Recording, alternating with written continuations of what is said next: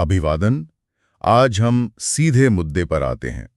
बिहार के भागलपुर जिले में एक मामला काफी गरमाया हुआ है। हाँ, ये पीरपैंती ब्लॉक में अडानी पावर लिमिटेड का एक प्रस्तावित थर्मल पावर प्लांट है, उसको लेकर है। बिल्कुल। तो आज इसी की हम गहराई से पड़ताल कर रहे हैं। जी। ये कोई छोटा मोटा प्रोजेक्ट नहीं है, बहुत बड़ा है। लक्ष्य रखा गया है 2400 मेगावाट बिजली उत्पादन का। 2400 मेगावाट? हाँ, और इसमें अंदाजन 21,400 करोड़ रुपए का मतलब भारी भरकम निवेश होने की बात है। अच्छा। और कहा जा रहा है कि ये अल्ट्रा सुपर क्रिटिकल तकनीक पर आधारित होगा। Ultra super critical? अच्छा, इसका आम भाषा में क्या मतलब हुआ? मतलब ये बेहतर कैसे है? आसान शब्दों में कहें तो ये ज्यादा कुशल थर्मल प्लांट होगा, मतलब कम कोयले में ज्यादा बिजली पैदा करेगा, ऐसा दावा है। सुनने में तो ये विकास की एक काफी बड़ी पहल लग रही है।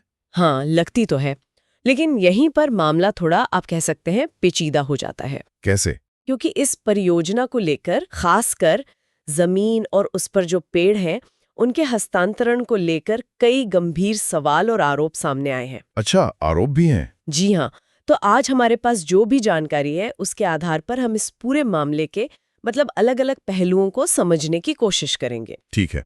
क्या आरोप हैं, क्या जवाब दिए गए हैं, और इसके पीछे कानूनी या नीतिगत मुद्दे क्या हैं, है ना? बिल्कुल। चलिए तो फिर इस जानकारी की तह तक चलते हैं। तो सबसे पहले बात करते हैं उन आरोपों की। ये मुख्य रूप से कांग्रेस पार्टी ने सामने रखे हैं, जहां तक मुझे पता है। हाँ, मुख्य आवाज उन्हीं की तरफ से आई है। उनका दावा है कि अडानी समूह को 1050 एकड़ जमीन। 1050 एकड़? हाँ, और इससे भी ज्यादा चौंकाने वाली बात यह है कि उस जमीन पर मौजूद करीब 10 लाख पेड़। 10 लाख पेड़? जी, 10 लाख पेड़, जिनमें आम और लीची जैसे फल देने वाले पेड़ भी शामिल हैं, ऐसा कहा जा रहा है। ये सब बहुत ही मतलब नाम मात्र की शर्तों पर सौंप दिए गए हैं। 10 लाख पेड़, ये संख्या तो अपने आप में ही बहुत ज्यादा है। हाँ, वाकई बहुत बड़ी संख्या है। और आरोपों के मुताबिक ये जमीन 33 साल की लीज यानी पट्टे पर दी गई है। 33 साल के लिए? और किराया? किराया सिर्फ ₹1 प्रति वर्ष रखा गया है। ₹1 सालाना? जी हाँ, सिर्फ ₹1 सालाना। अब आप सोचिए, 10,050 एकड़ जमीन, लाखों पेड़ और किराया सिर्फ ₹1। ये बात अपने आप में कई सवाल खड़े करती है। बिल्कुल, ये सुनने में ही अविश्वसनीय सा लगता है। सही कहा। और इसके अलावा भी कुछ आरोप हैं। हाँ, कुछ और गंभीर आरोप भी हैं, जैसे कि स्थानीय किसानों पर कथित तौर पर जमीन देने के लिए दबाव डाला गया या उन्हें धमकाया गया। ओह, ये तो चिंताजनक बात है अगर इसमें सच्चाई है तो। बिल्कुल। और कुछ रिपोर्ट्स में तो यहाँ तक दावा किया गया है कि जमीन के जो दस्तावेज थे उन पर किसानों से हस्ताक्षर पेंसिल से करवाए गए। पेंसिल से? हाँ, पेंसिल से। इसका क्या मतलब निकाला जा रहा है? मतलब ये कि आरोप लगाने वालों का कहना है कि ऐसे हस्ताक्षर बाद में आसानी से मिटाकर बदले जा सकते हैं। इससे पूरी प्रक्रिया की प्रामाणिकता और पारदर्शिता पर एक बड़ा सवाल खड़ा हो जाता है।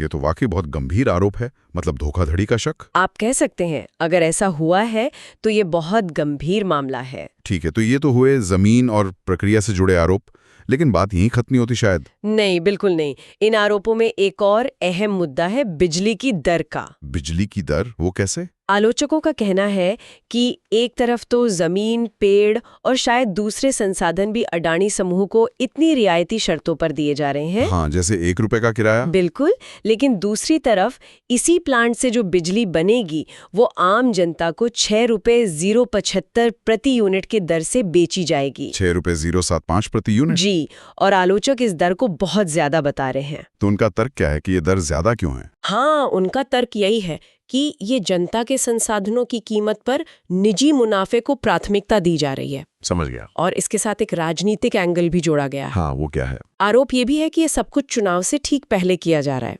एक तरह का चुनावी तोहफा है। चुनावी तोहफा? किसको? शायद सत्ताधारी पार्टी की तरफ से बड़े व्यावसायिक समूहों को खुश करने के लिए, या फिर वोट बैंक साधने की कोशिश, खासकर तब जब उन्हें शायद लग रहा हो कि उनकी राजनीतिक जमीन थोड़ी कमजोर हो रही है। अच्छा, ये एक राजनीतिक आरोप है? हाँ, ये एक राजनीतिक कोण है। इसके पीछे के इरादे साबित करना तो खैर मुश्किल होता है। तो ये थे आरोपों के मुख्य बिंदु। जमीन, पेड़, नाम मात्र किराया, किसानों पर दबाव का आरोप, पेंसिल वाले हस्ताक्षर का शक, महंगी बिजली दर और चुनावी तोहफे वाला एंगल। काफी गंभीर बातें हैं ये सब। बिल्कुल। अब देखते हैं कि सरकार का और अडानी समूह का इस पर क्या कहना है, उनका पक्ष क्या है। हाँ, दूसरा पक्ष सुनना भी उतना ही जरूरी है। तो इन आरोपों के जवाब में बिहार सरकार और अडानी समूह दोनों ने अपना पक्ष रखा है। क्या कहा है सरकार ने? राज्य सरकार का मुख्य तर्क ये है कि पूरी प्रक्रिया जो है वो पूरी तरह से कानूनी दायरे में हुई है और पारदर्शी है।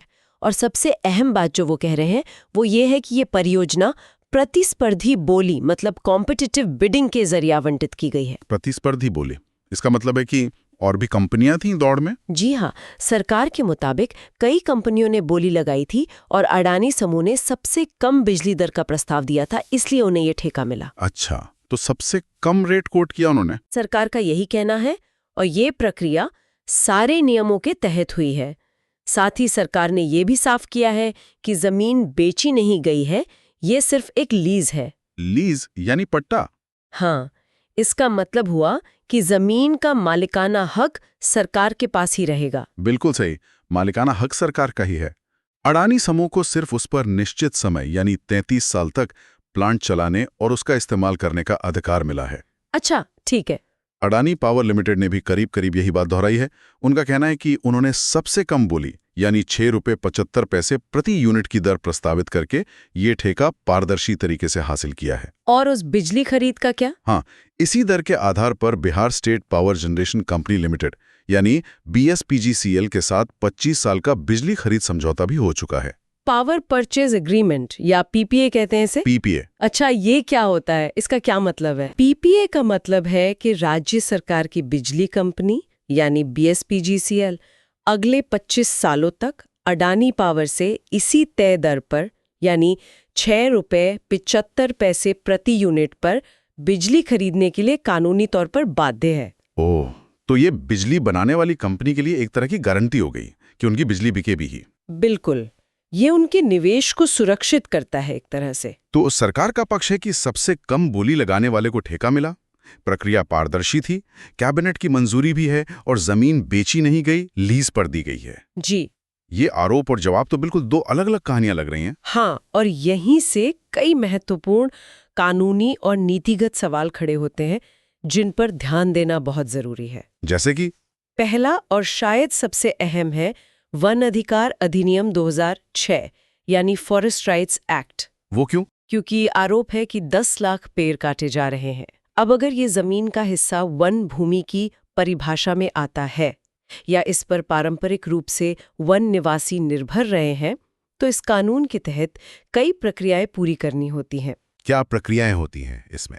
जैसे कि क्या स्थानीय ग्राम सभाओं की सहमति ली गई, ये बहुत जरूरी है। अच्छा, ग्राम सभा की सहमति। हाँ, और वन भूमि को किसी गैर वानिकी काम जैसे पावर प्लांट बनाने के लिए इस्तेमाल करने से पहले क्या केंद्र सरकार के पर्यावरण मंत्रालय से जरूरी वन मंजूरी, जिसे फॉरेस्ट क्लियरेंस कहते हैं, वो ली गई है? इतने बड़े पैमाने पर पेड़ काटने के लिए क्या नियम है? अभी जो जानकारी उपलब्ध है उससे ये पूरी तरह साफ नहीं है कि कितनी जमीन तकनीकी रूप से वन क्षेत्र है और क्या ये सभी मंजूरियां और सहमतियां ली गई हैं। और अगर नहीं ली गई तो ये सीधे तौर पर कानून का उल्लंघन होगा। और आपने पहले पेड़ों की संख्या बताई थी 10 लाख पेड़। क्या इतनी बड़ी संख्या अपने आप में कुछ खास कानूनी प्रक्रियाओं को अनिवार्य नहीं बनाती, भले ही वो जमीन तकनीकी रूप से वन भूमि न भी हो? निश्चित रूप से इतनी बड़ी संख्या में पेड़ों का होना पर्यावरण कानूनों के दायरे में तो जरूर आता है। और यहीं से दूसरा महत्वपूर्ण पहलू जुड़ता है भूमि अधिग्रहण प्रक्रिया का। Land acquisition. लेकिन सरकार तो कह रही है कि ये लीज है, बेचा नहीं है। हाँ, वो कह रही है, लेकिन अगर इसमें कुछ निजी जमीन भी शामिल है या सरकारी जमीन पर बसे लोगों को हटाया जा रहा है, तो भूमि अधिग्रहण, पुनर्वास और पुनर्स्थापन में उचित मुआवजे का अधिकार अधिनियम 2013 या जो भी राज्य के संबंधित नियम है वो लागू होंगे। तो इस कानून के तहत क्या देखना होगा? ये देखना होगा कि क्या प्रभावित लोगों या किसानों को बाजार के हिसाब से उचित मुआवजा मिला। मुआवजा? हाँ, मुआवजा। और क्या उनके पुनर्वास और पुनर्स्थापना की पूरी व्यवस्था की गई, क्या पूरी प्रक्रिया पारदर्शी थी, और सबसे जरूरी क्या उनकी मर्जी शामिल थी, मतलब स्वतंत्र सहमति ली गई थी। वो जो पेंसिल से हस्ताक्षर वाला आरोप है ना, वो सीधे सीधे इसी पारदर्शिता और स्वतंत्र सहमति की प्रक्रिया पर बहुत गंभीर सवाल खड़ा करता है। सही बात है। ठीक है, तो वनाधिकार और भूमि अधिग्रहण, इसके अलावा और क्या मुद्दे हैं? तीसरा बड़ा मुद्दा है पर्यावरणीय प्रभाव का, एनवायरमेंटल इम्पैक्ट। हाँ, 10 लाख पेड़ कटना। तो पर्यावरण के लिहाज से बिल्कुल। ये बहुत बड़ा कदम है और इसमें फलदार पेड़ भी शामिल बताए जा रहे हैं। इसका स्थानीय पारिस्थितिकी मतलब लोकल इकोलॉजी पर क्या असर पड़ेगा, जैव विविधता बायोडायवर्सिटी का कितना नुकसान होगा, क्या इससे मिट्टी का कटाव बढ़ेगा, पानी के स्रोत प्रभावित होंगे, इन सब का एक विस्तृत अध्ययन होना चाहिए। उसे पर्यावरणीय प्रभाव आकलन या EIA कहते हैं। EIR रिपोर्ट और थर्मल पावर प्लांट है तो प्रदूषण का भी मुद्दा हो गई। हाँ बिल्कुल, ये कोयले से चलने वाला प्लांट होगा तो इससे हवा में प्रदूषण तो फैलेगा ही, sulphur dioxide, nitrogen oxide, particulate matter वगैरह। और कोयले की राख, वो भी एक समस्या होती है। हाँ, फ्लाई ऐश, वो एक बहुत बड़ी चुनौती होती है। उसका सुरक्षित निपटान कैसे होगा? फिर प्लांट को चलाने के लिए पानी की भी बहुत जरूरत होगी। वो पानी कहाँ से आएगा? स्थानीय जल संसाधनों पर उसका क्या असर पड़ेगा? ये सब बहुत अहम पर्यावरणीय सवाल हैं। सही है, इन सब पर ध्यान देना जरूरी है। बिल्कुल, नियमों का पालन होना चाहिए। और चौथा मुद्दा जिस पर पहले भी बात हुई, वो बिजली की दर और जनहित से जुड़ा है। हाँ, टैरिफ और पब्लिक इंटरेस्ट। भले ही अडानी समूह ने, जैसा कि कहा जा रहा है, प्रतिस्पर्धी बोली में सबसे कम दर 6.75 रुपए प्रति यूनिट दी हो, लेकिन यहाँ बड़ा सवाल ये उठता है कि क्या ये दर वाकई उपभोक्ताओं के लिए उचित है या वहन करने योग्य है, खासकर तब जब परियोजना के लिए जमीन और पेड़ जैसे सार्वजनिक संसाधन कथित तौर पर लगभग मुफ्त या बहुत रियायती दरों पर दिए जा रहे हैं। तो यहाँ मूल सवाल नैतिकता और नीति का आ जाता है कि ये कितना सही है। आप कह सकती हैं, सवाल यह है कि अगर सार्वजनिक संसाधनों पर इतनी बड़ी रियायत दी जा रही है तो उसका फायदा कम बिजली दरों के रूप में सीधे आम उपभोक्ता तक क्यों नहीं पहुंच रहा है? हाँ, ये तो सोचने वाली बात है। क्या सार्वजनिक संसाधनों का इस्तेमाल करके निजी कंपनियों को बहुत ज्यादा मुनाफा कमाने देना जनहित में है? ये एक बुनियादी नीतिगत प्रश्न है। हालांकि इसका जवाब आसान नहीं है, क्योंकि सरकार को निवेश भी लाना है, बिजली उत्पादन भी बढ़ाना है। हाँ, ये संतुलन बनाना मुश्किल होता है। बहुत मुश्किल। ठीक है, तो हमने आरोपों, जवाबों और कानूनी नीतिगत सवालों को समझा। अब ये बताइए कि फिलहाल इस मामले में चल क्या रहा है, ताजा स्थिति क्या है? देखिए, अभी स्थिति ये है कि कांग्रेस पार्टी ने इस मुद्दे को जोर शोर से उठाया हुआ है।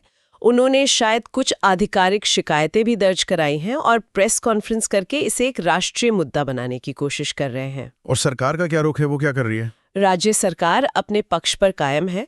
उन्होंने इन सभी आरोपों को निराधार बताया है, खारिज कर दिया है और लगातार यही दोहरा रहे हैं कि सभी कानूनी प्रक्रियाओं का पालन किया गया है और सब कुछ नियमों के अनुसार हुआ है। और अडानी पावर, उनका कोई बयान आया है? हाँ, अडानी पावर लिमिटेड ने भी बयान जारी करके अपनी स्थिति स्पष्ट की है।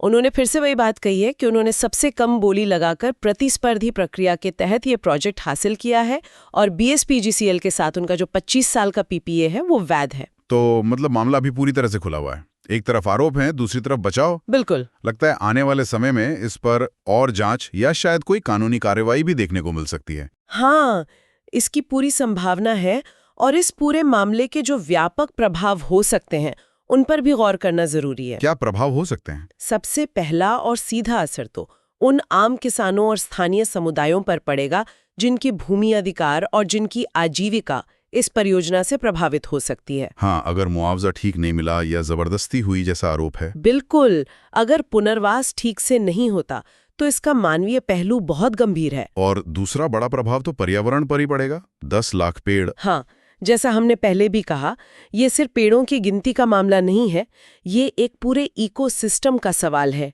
जंगल, वन्य जीव, पक्षी, पौधों की विविधता, इन सब का नुकसान है। और इसका असर शायद सिर्फ वहीं तक सीमित न रहे। हाँ, इससे स्थानीय जलवायु पर असर पड़ सकता है, मिट्टी की गुणवत्ता खराब हो सकती है, पानी के स्रोत सूख सकते हैं। इतने बड़े पैमाने पर वनों की कटाई के असर अक्सर दूर तक और लंबे समय तक महसूस होते हैं। और व्यवस्था के स्तर पर इसका क्या मतलब है? मतलब सिस्टम पर क्या असर है? तीसरा प्रभाव पड़ता है हमारी लोकतांत्रिक प्रक्रियाओं और शासन में जवाबदेही पर, ट्रांसपेरेंसी और अकाउंटेबिलिटी पर। कैसे? क्या ऐसी बड़ी परियोजनाओं से जुड़ी सारी जानकारी सार्वजनिक रूप से आसानी से उपलब्ध होती है? क्या भूमि अधिग्रहण और पर्यावरण मंजूरी की प्रक्रियाएं वाकई में पारदर्शी होती हैं या सिर्फ खाना पूर्ति होती है? और जो लोग प्रभावित हो रहे हैं उनकी आवाज का क्या? वही, क्या प्रभावित समुदायों की चिंताओं को गंभीरता से सुना जाता है? क्या उन्हें निर्णय प्रक्रिया में शामिल किया जाता है? सार्वजनिक सुनवाई जैसी प्रक्रियाएं कितनी प्रभावी हैं? ये सवाल हर बड़ी विकास परियोजना के साथ उठते हैं और यहाँ भी उठ रहे हैं। जाहिर है इसका राजनीतिक असर भी होगा, जैसा आपने पहले इशारा किया था। हाँ, चौथा प्रभाव राजनीतिक है। इस तरह के आरोप प्रत्यारोप, खासकर अगर चुनाव नजदीक हो, तो राजनीतिक माहौल गर्मा ही देते हैं। हाँ, ये मुद्दा बन जाता है। बिल्कुल, ये सत्ताधारी दल और विपक्ष के बीच खींचतान का मुद्दा बन जाता है और सरकार की छवि पर भी असर डाल सकता है, चाहे बाद में जांच में कुछ भी निकले। और आखिर में शायद सबसे बड़ा सवाल जो ये मामला उठाता है वो क्या है? वो है भारत के विकास मॉडल और ऊर्जा नीति से जुड़ा हुआ। मतलब हम विकास कैसे करना चाहते हैं। बड़ी बुनियादी ढांचा परियोजनाओं के लिए निजी क्षेत्र पर जो निर्भरता बढ़ रही है वो कितनी सही है? सार्वजनिक बनाम निजी क्षेत्र की परियोजनाओं के अपने अपने क्या फायदे और नुकसान हैं? और सबसे महत्वपूर्ण सवाल शायद ये है कि इन बड़ी परियोजनाओं की असली कीमत कौन चुकाता है? बिल्कुल सही। क्या विकास की लागत का बोझ अंततः आम उपभोक्ता या करदाता पर ही पड़ता है? विकास की जरूरतें अपनी जगह हैं, लेकिन सामाजिक न्याय और पर्यावरण संरक्षण की जिम्मेदारियों के साथ उनका संतुलन कैसे बनाया जाए, ये इस मामले से उभरने वाला एक केंद्रीय प्रश्न है। तो हमने बिहार के भागलपुर में अडानी पावर प्लांट से जुड़े इस, कहना चाहिए, काफी जटिल मामले के कई जरूरी पहलुओं को टटोलने की कोशिश की। हाँ, परियोजना क्या है, उस पर क्या गंभीर आरोप लगे हैं, सरकार और कंपनी ने क्या जवाब दिए हैं, कौन से कानूनी और पर्यावरणीय सवाल उठ रहे हैं, और इसके संभावित दूरगामी असर क्या हो सकते हैं, इन सब पर हमने बात की। जी। और यहाँ हमारा उद्देश्य, जैसा हमने शुरू में कहा, केवल उपलब्ध स्रोतों से मिली जानकारी के आधार पर इस मुद्दे के विभिन्न पक्षों को सामने रखना था, बिना किसी निष्कर्ष पर पहुंचे या किसी का पक्ष लिए। बिल्कुल। और ये बिल्कुल साफ है कि किसी भी क्षेत्र के विकास की आकांक्षाओं और स्थानीय समुदायों के अधिकारों, पर्यावरण की सुरक्षा और पारदर्शी प्रक्रियाओं के बीच संतुलन साधना, ये एक बहुत बड़ी और लगातार बनी रहने वाली चुनौती है। बिल्कुल सही कहा, ये संतुलन साधना ही सबसे मुश्किल काम है। और इसी विचार के साथ हम आज की ये चर्चा यहीं समाप्त करते हैं। जी, के लिए छोड़ जाते हैं। जब बड़े पैमाने की औद्योगिक परियोजनाएं आती हैं, तो क्या ऐसा कोई तरीका है, कोई वास्तविक तरीका, जिससे स्थानीय समुदायों की चिंताओं, उनकी रोजी रोटी के सवालों और पर्यावरण की सुरक्षा को विकास की रफ्तार के साथ ईमानदारी से जोड़ा जा सके?